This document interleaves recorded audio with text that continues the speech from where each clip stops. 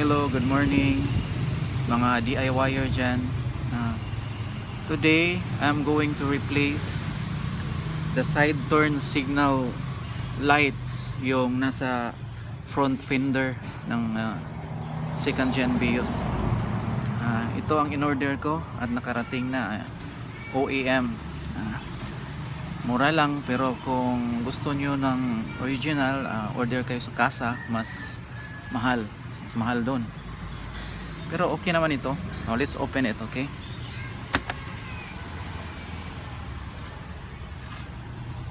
Shit.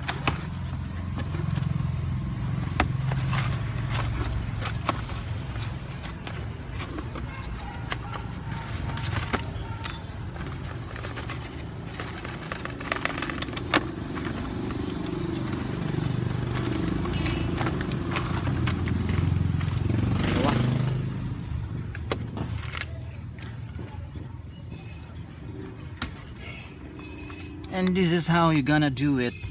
Ito po yung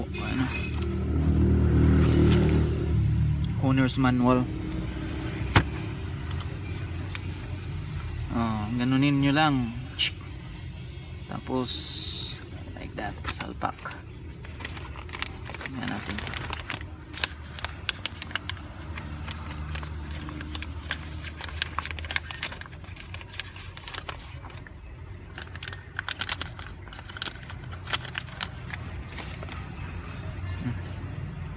Okay din naman.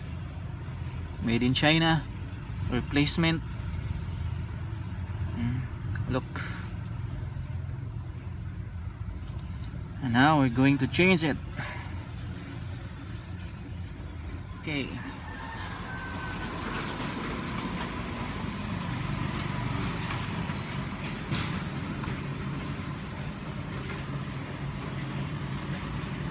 Push nyo lang ganito.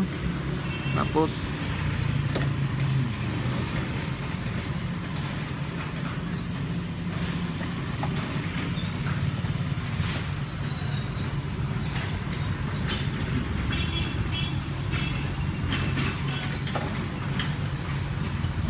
ito siya.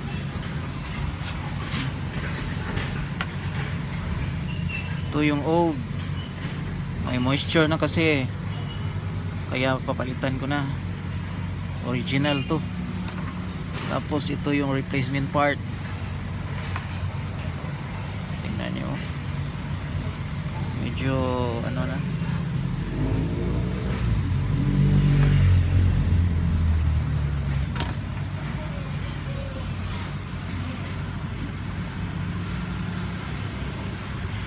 Pasok nyo lang ng ganyan.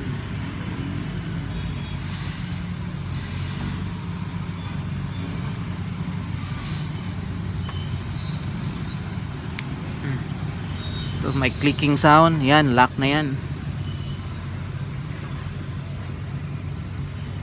Saka ingat lang kayo dito pag tanggal nyo. Ingatan nyo lang dito na hindi magka-scratch. Ito may kunting scratch pag alis ko. Kasi ano dito sa tip.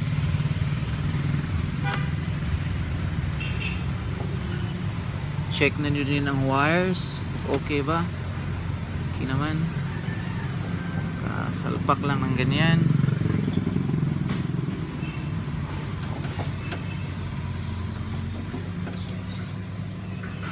Push.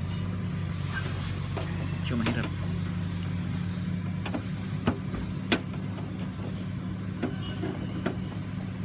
Dito una. Ayan. Ayan na. Loose nyo na.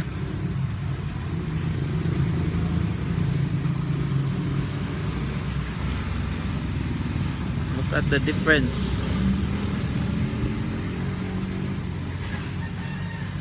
Okay, start natin, tingnan natin. So okay na, it's working. It's working. Old one and the new one. Okay.